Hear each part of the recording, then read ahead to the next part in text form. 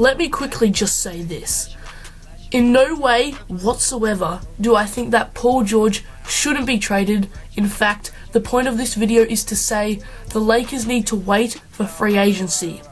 Yes, that may be 2018 or 2019, whenever George's contract is up, but this will benefit them. Waiting a couple of years can help develop younger players so they have already turned into young stars, so PG-13 is 100% sure on his move. For the haters out there, don't worry, I will be showing the pros and cons of this situation. If you have any suggestions, please leave them below, and without further ado, let's begin. It's been a difficult journey rooting for the Lakers these past few years. The team went from being in the finals 3 years in a row to a combined 9-17 record in the playoffs the next 3 years. The 4 seasons to follow, including this one, have netted 0 playoff appearances. Tanking, asset collecting, and player development have helped entertain fans for the past 4 years, but fans have had enough. LA collected the assets from tanking. The youth is here. The young Laker players will continue to develop, but Laker fans want to see them playing meaningful games. After years of swinging and missing during the offseason, adding a star player to the team this year via trade or a free agent signing would be a big step in turning the franchise into their perennial contender we know this franchise as. After it becoming known league-wide that Paul George is hell-bent on making his way to the Lakers if he can't compete for a title in Indiana, many conversations have turned to LA trading for some of their young pieces for John Ball, for Paul George. This might not be the smartest move. The Lakers situation. If the Lakers want George, they have 2 choices. Trade for him or wait for him to become a free agent. They can trade for him and have him as early as next season. It's almost certain he will decline his player option for 18 to 19, so if LA opts to wait until he's a free agent to sign him, it'll only take waiting through next season. Trading for Paul George. This detail can't be overstated. If the Lakers trade for PG-13 this offseason, they will only have him under contract for next year. After that, he's a free agent. If he leaves to sign elsewhere, LA just gave away valuable assets for 1 season of an All-Star. If the goal is to have George long-term, the only difference in that pursuit between trading for him and waiting to sign him is that if they trade for him, they'll lose key assets to do so. Cons of trading Paul George. Trading for George will cost assets. Those assets are likely some combination of 2 for Brandon Ingram / D'Angelo Russell / 2017 top 3 pick. If the Lakers don't keep their first round pick in this draft, this potential trade gets rough for them. Acquiring George to pair with Clarkson, Randall, Zubac, and Nance is not an ideal situation. If Indiana is willing to sell him and Boston want George, they can outbid LA. Boston is incentivized to try to win now, with Isaiah Thomas only having 2 years left on his contract and Horford aging. If Boston makes any bid to acquire George, but somehow the Lakers win the bidding war, it won't be for cheap. Thinking based on the thought that Indy will try to move George for cheap before he leaves with no return is wrong. It ignores the fact that there are 28 other teams in the league. Any LA low ball offers will be beat out by another team. Have no doubt about this. It'll cost LA a lot to acquire PG. Pros of trading for Paul George. If the Lakers do trade for PG-13, he'll have to have a year of experience on the team to maybe understand what it means to be a Laker and decide if he wants to be on the team long term. The thinking is that George would embrace the role of being a superstar in a big market with a rich basketball history and would want to stay in LA, which is also his home before Indianapolis. The culture that Lakers coach Luke Walton is building inside the franchise is one that would also allow George to have fun and enjoy playing basketball, perhaps more than he has in the past. Whatever young pieces LA doesn't trade to get George are realizing their potential and becoming efficient and key contributors. This scenario sounds decent in theory, but it's unlikely that a PG-13-led Laker team without the assets needed to acquire him makes it any deeper into the playoffs than one round. It's likely that George comes to LA and plays a season under an inexperienced coach who's still figuring his job out on a somewhat decimated roster that lost key young players in order for him to get there, and the team is never better than mediocre. But mediocre would be better than what we're seeing right now, you might say. That'd be true, but would it be enough to keep George in LA after the next season once he's a free agent? That's the real question. Where does a trade leave the Lakers? After next year, LA is left with a superstar that's a free agent and is in a situation where he's looking where he wants to play long term. Teams, good and bad, will line up to sign him. In regards to Paul George, every move the Lakers make should be working toward winning this free agent signing next off-season. What puts the Lakers in a better place? An LA roster that's weaker than it is now from spending to acquire him? If his priority is to win, this roster will easily be topped by several other teams. Most likely to succeed will be an LA roster better than it is now because it kept its players and those assets have appreciated in value.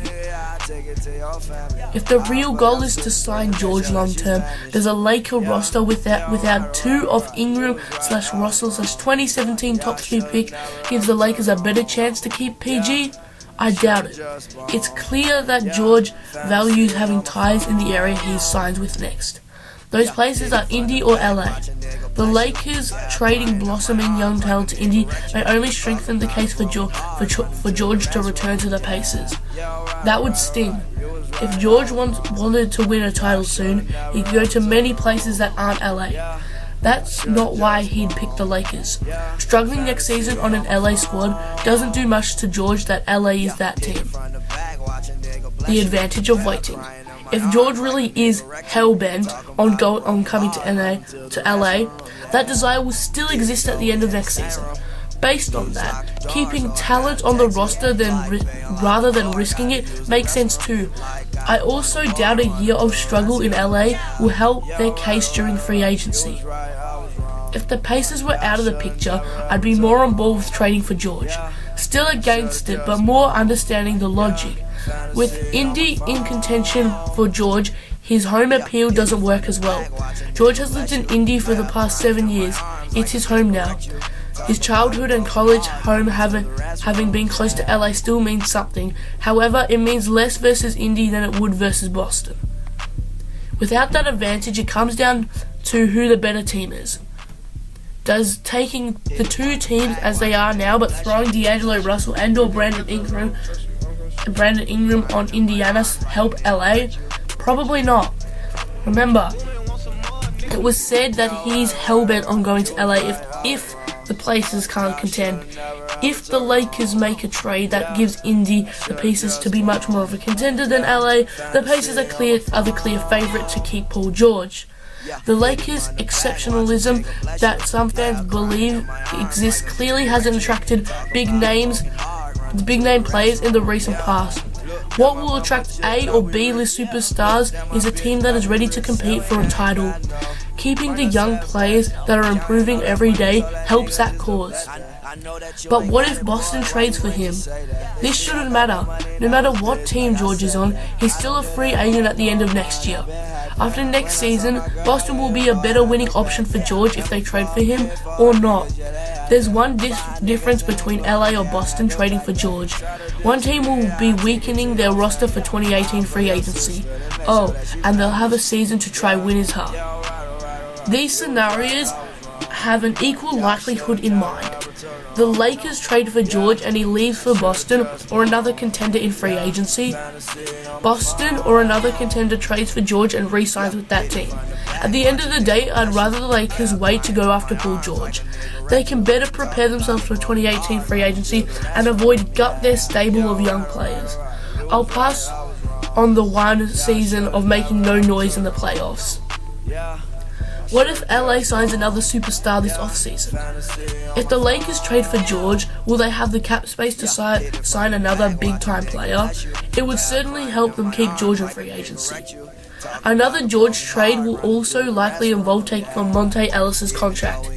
If LA trades Ingram or Russell Westbrook and the potential 2017 top 3 pick after they draft that player for George and Monte Ellis, they'll have 5.03 left in the cap room, nowhere near enough to have a great player. If they stretch Mozgov's contract and do the same trade, they have $13.41 million. That's more, but not enough to sign a star.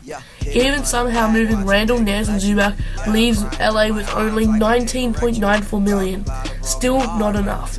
If LA trades the top 3 pick, that they can't also trade the Houston pick, so they can't dangle with the Clarkson or Deng contracts to another team to clear space.